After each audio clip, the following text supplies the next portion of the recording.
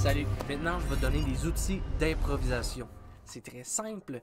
Quand tu veux jouer un jeu de rôle, ça va te prendre beaucoup d'improvisation. Ceci dit, il y a certaines choses que tu peux faire pour te faciliter la tâche.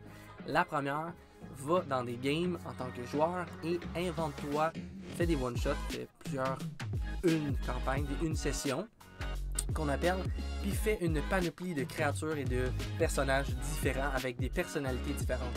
Sors de ta zone de confort, essaye certaines choses, puis ça va donner les outils et l'expérience nécessaires pour incorporer ce que tu as acquis comme expérience dans ta partie comme maître de jeu.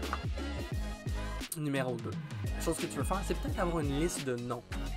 Quand tu commences une campagne, tu peux rouler les dés sur des sites, tu peux écrire tes propres noms, juste une petite liste de noms avec que tu peux utiliser et lancer dans tes campagnes quand les gens te demandent « Ok, ben moi je veux parler à ce gars-là qui est un peu étranger dans la rue, puis je veux que ce soit mon meilleur chum de gars. » Ben écoute, c'est pas grave. Pige un nom, Thomas Lac. Fait que, oui, il s'appelle Thomas Lac. Puis, tu continues à jouer avec ça. Ce n'est pas grave si tu n'as pas toute l'information et toute l'histoire pour le personnage. Tu laisses le joueur savoir, écoute, tu me prends un peu de cours et j'ai pas toute l'information que tu vas avoir de besoin pour ça. Fait qu'on va comme assumer certaines choses, puis on va continuer avec cette aventure-là. C'est tout à fait légitime de faire ça. Encore une fois, la règle numéro 1, c'est d'avoir du plaisir.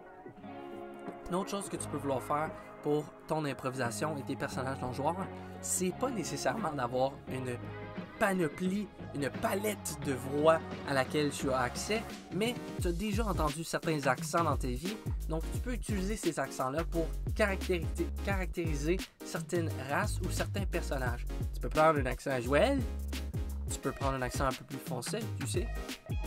Tu peux prendre un accent anglais quand c'est... Tu peux prendre l'accent que tu veux pour chacun des personnages. Ça amène une dimension différente. Une autre petit truc et astuce au niveau des voix que tu peux faire, c'est ton débit. Tu sais qu'en communication, on enseigne que les trois choses qui sont importantes, c'est le non-verbal, le ton et le débit d'information.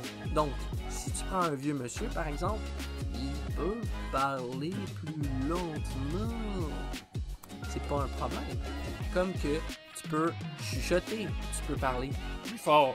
Tu peux faire plein de choses avec ta voix pour permettre aux joueurs de vivre vraiment l'expérience de parler avec des personnages différents. Tu n'es pas obligé de changer ta voix. Mais ça aide. Finalement, tu peux faire comme moi et faire un peu de première personne et troisième personne style de jeu de rôle. Tu peux commencer en introduisant un personnage, par exemple un personnage homme et ou femme avec une certaine voix et qui a un certain caractère en l'agissant.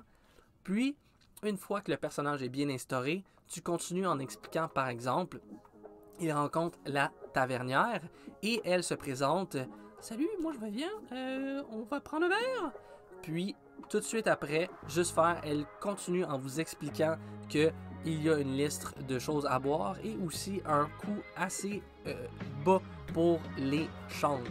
Donc en faisant ça, ça introduit un personnage avec une genre de personnalité et en plus, tu te détaches du fait de devoir changer ta voix pendant un long moment en simplement fournissant l'information nécessaire aux joueurs.